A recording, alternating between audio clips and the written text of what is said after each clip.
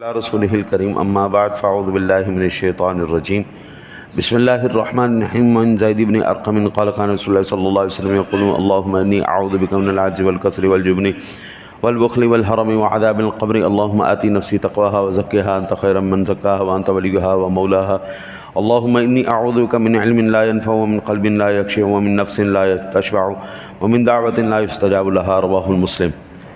حضرت زید بن ارقم رضی اللہ تعالیٰ عنہ سے حضرت امام مسلم نے روایت نقل کی ہے۔ وہ فرماتے ہیں کہ رسول اکرم صلی اللہ علیہ وسلم کی ذات گرامی یہ پڑھا کرتے تھے: الہی میں عاجز رہ جانے سے، سستی سے، بزدلی سے، کنجوسی سے اور بڑھاپے سے اور عذاب قبر سے تیری پناہ لیتا ہوں۔ الہی تو میرے نفس کو اس کی پاکیزگی، پرہیزگاری دے، اسے پاک کر دے۔ تو بہترین پاک کرنے والا ہے، تو ہی نفس کا والی وارث ہے۔ الہی میں تیری پناہ مانگتا ہوں اس علم سے جو نفع نہ دے، اس دل سے جو عاجزی نہ کرے، اس نفس سے جو سیر نہ ہو، اور اس دعا سے جس کی قبولیت نہ ہو۔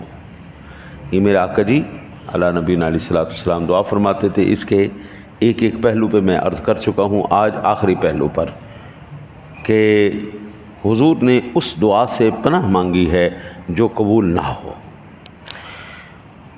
میرے مالک نے جب یہ کہہ دیا نا وقال ربکم ادعونی استجب لکم، تمہارا رب تمہاری دعاؤں کو قبول کرتا ہے، تم دعا کیا کرو۔ اور یہ بے شمار قبولیت کے بے شمار جو ہے نا جی آیات مقدسات ہیں اور احادیث ہیں۔ میں وہ نہیں عرض کرنا چاہتا، میں عرض کرنا چاہتا ہوں کہ ہماری دعائیں قبول کیوں نہیں ہوتی۔ ٹھیک ہے نا جی، ہماری قبول ہونے کی تو بہت ساری، یہاں پہ کرو، یہ وقت ہے، یہ وقت ہے، فلان جگہ پہ فلان کا، لیکن کیوں نہیں قبول ہوتی یہ جاننا بہت ضروری ہے۔ جس وقت ہم یہ جان لیں گے نا کہ ہماری دعا قبول کیوں نہیں ہوتی، تو ہمیں یہ پتہ چل جائے گا کہ یہ اعمال کرنے سے قبول نہیں ہوتی، ان کے علاوہ اللہ قبول فرما لیتا ہے۔ ان میں سے پہلی یہ صحیح مسلم شریف کے اندر 1015 نمبر پر روایت موجود ہے: ان الحلال بین و ان الحرام بین ثم ذکر الرجل یطیل السفر اشعث اغبر یمد یدیہ الی السماء یا ربی رب ومطعمہ حرام ومشربہ حرام وملبسہ حرام وعوذی بالحرام فانی یستجاب لذلک۔ حضرت ابو بکر بن ابی شیبہ یہ روایت کرتے ہیں کہ میرے آقا جی علیہ نبینا علیہ الصلوۃ والسلام نے فرمایا اللہ نے حلال بھی بیان کر دیا ہے، واضح ہے، حرام بھی بیان کر دیا، وہ بھی واضح۔ اس کے درمیان جو ہے نا جی اس سے تم بچو۔ ایک بندہ، اب یہ آگے روایت چل رہی ہے لیکن میرا جو مقصود جس حصے سے ہے اس روایت کے وہ یہ: ایک بندہ طویل سفر کر کے آتا ہے، مسافر کی دعا بھی قبول ہے۔ ایک بندہ طویل سفر کر کے آتا ہے، آقا جی فرماتے یطیل السفر اشعث اغبر، اس بندے کے سارے نا کپڑے گرد آلود ہو چکے، چہرے کے اس پر گرد و غبار ہے، سفر کا اثر ہے، مسافر کی دعا قبول ہے نہیں۔ پھر کہتے ہیں یمد یدیہ، وہ الی السماء، اپنے ہاتھوں کو اس طرح آسمان کی طرف اٹھاتا ہے اور کہتا ہے یا ربی، اے میرے اللہ، اے میرے اللہ، اے میرے اللہ۔ یعنی اس بندے کو دیکھ کر کہیں پر بھی نہیں لگتا کہ یہ بندہ اخلاص سے دعا نہیں مانگ رہا، کہیں پر نہیں، وہ بڑی نا بہت ہی دل سے دعا کر رہا ہے، یا اللہ یا اللہ یا اللہ۔ یعنی کوئی کسی بزرگ کا حوالہ نہیں، کوئی کسی کا وسیلہ نہیں، سیدھا ڈائریکٹ اللہ سے۔ یعنی آج بھی یہی کہتے ہیں نا ڈائریکٹ اللہ سے مانگو، بیچ میں کوئی پروگرام نہیں چلانا چاہیے، وہ ڈائریکٹ اللہ سے دعا کرو، یا اللہ یا ربی یا رب۔ لیکن آقا جی کہتے ہیں وَمَطْعَمَهُ حَرَامٌ، اللہ اس کی دعا کیسے قبول کرے کہ جب اس کا کھانا بھی حرام ہے، وَمَشْرَبَهُ حَرَامٌ، پینا بھی حرام ہے، وَمَلْبَسَهُ حَرَامٌ، پہننا بھی حرام ہے، وَغُذِّيَ بِالْحَرَامِ فَإِنِّي يَسْتَجَابُ لِذَلِكَ۔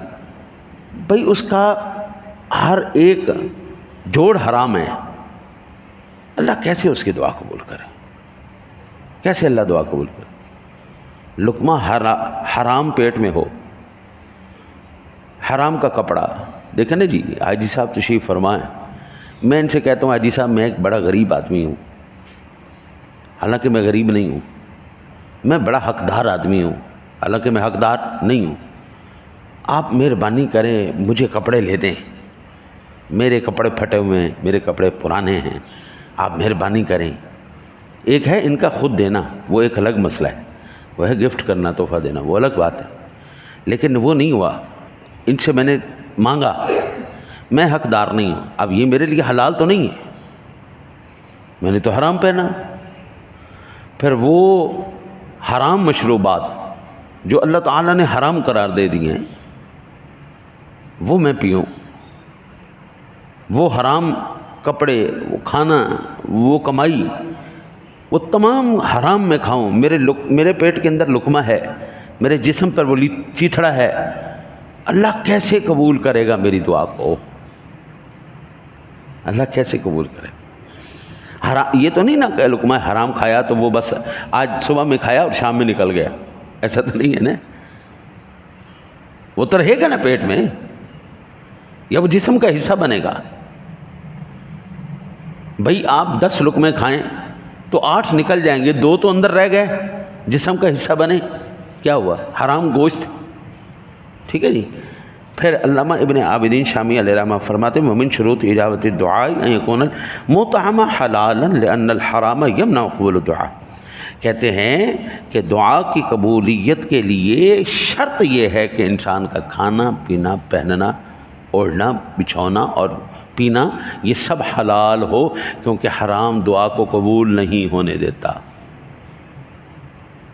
جس بندے کا کھانا پینا، پہننا، اوڑھنا، بچھونا حرام ہو، وہ چاہے 1,00,000 نمازیں با جماعت پڑھ لے، وہ تکبیر اولیٰ کے ساتھ آ جائے، وہ چاہے مسجد کی ساری اذانیں دے دے، وہ چاہے لاکھوں روپے مسجد کو ڈونیٹ کر دے قبلہ، وہ 11ویں شریف بھی نہ چھوڑے، وہ 12ویں شریف بھی نہ چھوڑے، وہ 13ویں شریف بھی نہ چھوڑے، وہ سب بزرگوں کے آراس بھی کروائے، وہ سب صحابہ کی شہادتیں بھی منائے، وہ حضرت علی کی شہادت بھی کرے، وہ حضرت امام حسین کی شہادت بھی کرے، وہ تمام کی بارگاہ، اہل بیت کی بارگاہ میں بھی کمال کر دے، لیکن اللہ کی قسم اس کا ایک پرزہ بھی اللہ کی بارگاہ میں قبول نہیں ہے، ایک ٹیڑی پیسہ، ایک ذرہ بھی اللہ کی بارگاہ میں قبول نہیں، کیونکہ پاکوں کی بارگاہ میں پلیت چیز نہیں جایا کرتی،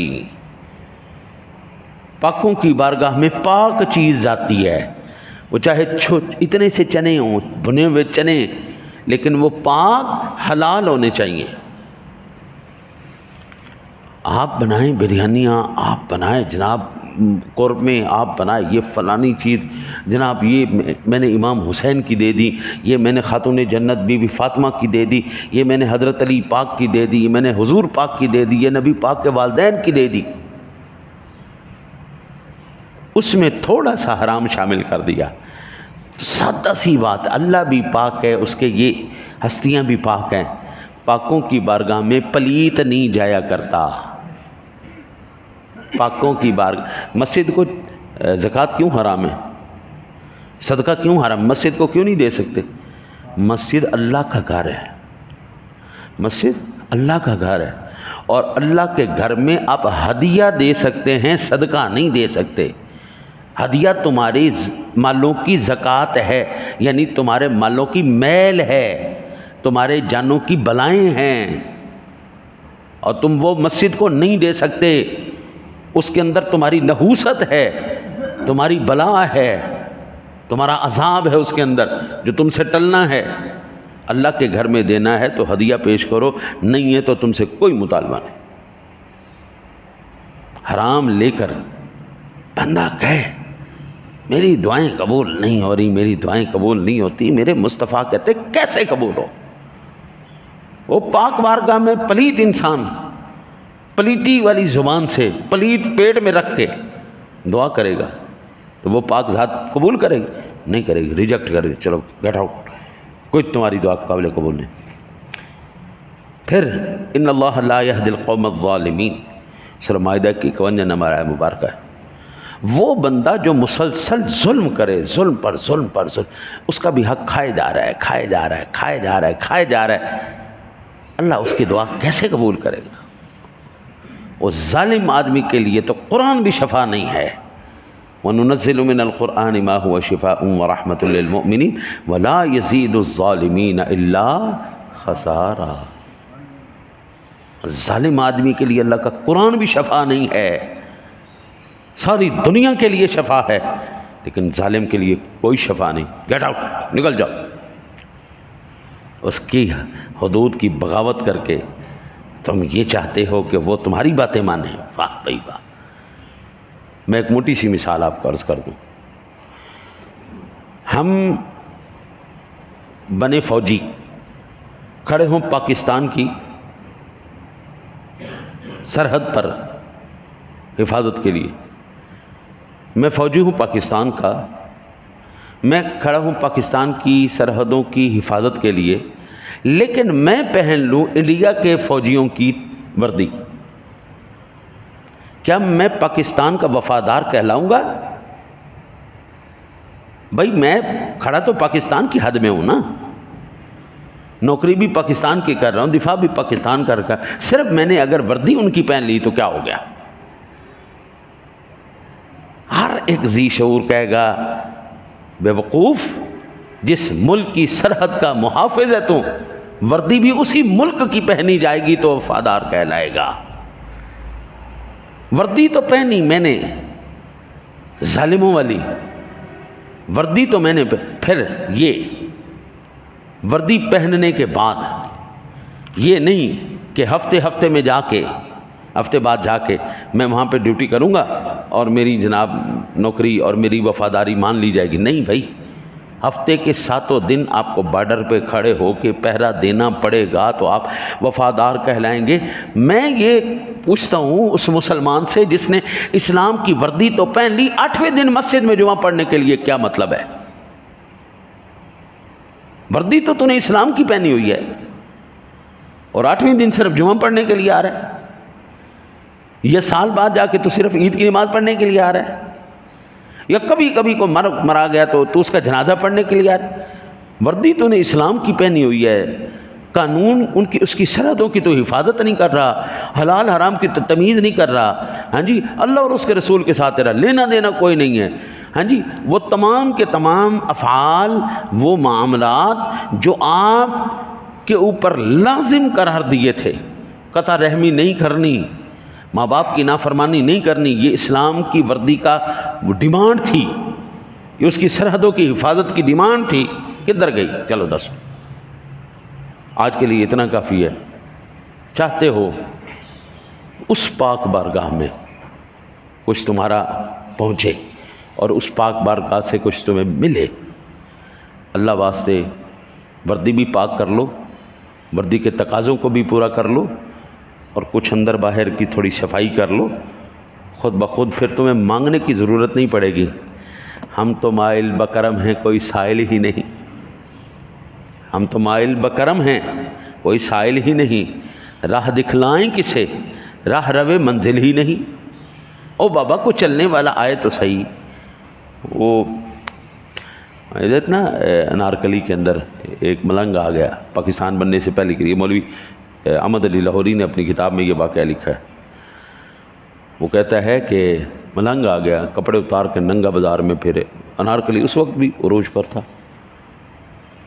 لوگوں نے کہا کہ مولوی صاحب آپ صوفی آدمی ہو، آپ اس ملنگ کو سمجھاؤ، ہماری بات تو نہیں سنتا، ہم تو کہہ کے تھک گئے، آپ اس کو سمجھاؤ، شاید سمجھ میں آ جائے اس کے بعد۔ تو مولوی صاحب گئے، وہ ملنگ نے ایسے اس کی آنکھوں کے آگے نہ ایسے ہاتھ پھیر دیا، ہم تو آپ کو سمجھا کے قائل کر کے دکھا کے آپ کو قائل کرتے ہیں۔ بعض ایسے بندے بھی ہیں جن کو قائل کرنے کی ضرورت نہیں ہوتی، صرف آنکھوں سے پردہ ہٹا دیتے ہیں۔ اس نے صرف پردہ ہٹایا، مولوی صاحب کہتے میرے 14 طبق روشن ہو گئے۔ وہ بازار جس میں ابھی مجھے انسان نظر آ رہے تھے، مرد نظر آ رہے تھے، عورتیں نظر آ رہی تھیں، بچے نظر آ رہے تھے، اب وہیں پر مجھے گدھے نظر آ رہے ہیں، بیل نظر آ رہے ہیں، اونٹ نظر آ رہے ہیں، ریچھ نظر آ رہے ہیں، بندر نظر آ رہے ہیں، دکانوں پر جانور بیٹھے ہوئے، خرید و فروخت جانور کر رہے ہیں، پھر جانور رہے ہیں، اور وہ بھی ننگے۔ مجھے وہ ملنگ کہنے لگا کہ مولوی صاحب دسو ذرا ان جانوراں کو تے ننگیاں کو میں پردہ کراں؟ آپ کیا سمجھتے ہیں کہ جب کوئی مجھے انسان نظر آتا ہے میں پردہ نہیں کرتا؟ اللہ اکبر، یہ پاکستان بننے سے پہلے کی بات کر رہا ہوں. اب تو بابو معاملات ہی کچھ اور ہو گئے. اب تو واقعتاً انسان ڈھونڈتے ہوئے بندے کو مشکل پیش آتی. الہی آبرو رکھنا بڑا نازک زمانہ ہے، الہی آبرو رکھنا بڑا نازک زمانہ ہے، دلوں میں کفر رکھتے ہیں بظاہر دوستانہ ہے، جس کا کھائیں گے اسی کی تھالی میں چھید کریں گے. اللہ سے دعا اللہ آپ کو مجھے عمل کی توفیق عطا فرمائے.